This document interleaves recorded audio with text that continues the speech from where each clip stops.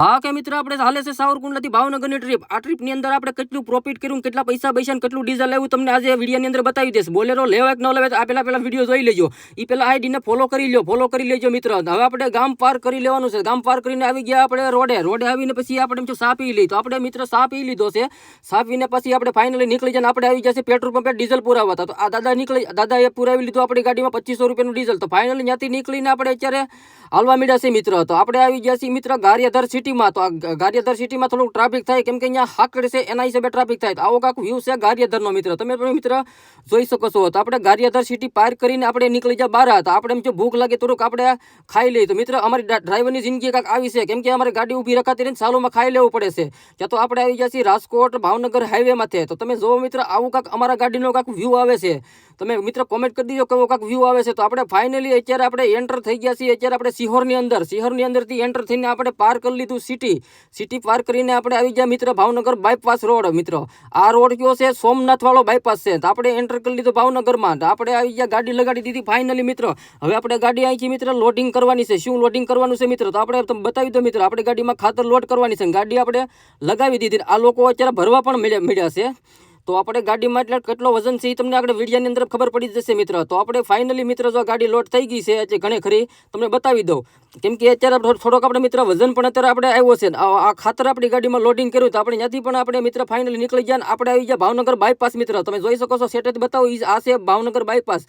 તો મિત્ર આપણે સા પીવો તો આપણે બાયપાસ આવીને આપણે પીવા મળ્યા છે આપણે મિત્ર સા। કેમ કે આ હોટલ કઈ જગ્યાએ છે કોમેન્ટ કરી દેજો। તો આપણે સા પાણી પીને હવે આપણે ફાઇનલી હવે આપણે નીકળવાનું છે કેમ કે પાર્ટીનો ફોન આવે છે કે ભાઈ ગાડી વહેલા હેર પુગાડી દેજો વરસાદના હિસાબે। તો આપણે ફાઇનલી ત્યાંથી નીકળીને અત્યારે તમે જોઈ શકો છો આપણે પાછા અત્યારે સડી ગયા રાજકોટ ભાવનગર હાઈવે માથે। આવો કાંક ખટારાનો વ્યૂ આવે છે મિત્ર, તમે જોઈ શકો છો મિત્ર। કેમ કે આ રોડ ક્યાંનો છે અને કોમેન્ટ કરી દેજો। મેં તો તમને પહેલાં કહી દીધું વિડીયોમાં કે આ ભાવનગરનો રોડ છે ને આવી જાય ત્યાંથી આપણે ગારિયાધાર સિટીમાં। તો આપણે ગારિયાધાર સિટીમાં ટ્રાફિક પાર કરીને પછી આપણે નીકળી જાય બહાર। તો આવો કાંક ગાડીનો વ્યૂ આવે છે તો કોમેન્ટ કરી દેજો મિત્ર। તો હાથમી ગયો મિત્ર હાથમી ગયો છે। તો ફાઇનલી આપણે પૂગી ગયા આ ગાડી આપણી ફાઇનલી મિત્ર આપણી ખાલી થવા આવી છે। તો તમને આજે વિડીયોની અંદર બતાવી સાવરકુંડલાથી ભાવનગર થાય છે 130 કિલોમીટર, એટલે કે 130 કિલોમીટર જવાનું ને 130 કિલોમીટર આવવાનું, 260 કિલોમીટર થયું છે આપણે આજની ટ્રીપમાં। એટલે આજની ટ્રીપમાં આપણે પ્રોફિટ કેટલું થયું છે અને કેટલું ભાડું છે હું તમને બતાવવાનો છું, આગળ બતાવું જ છું તમને મિત્ર।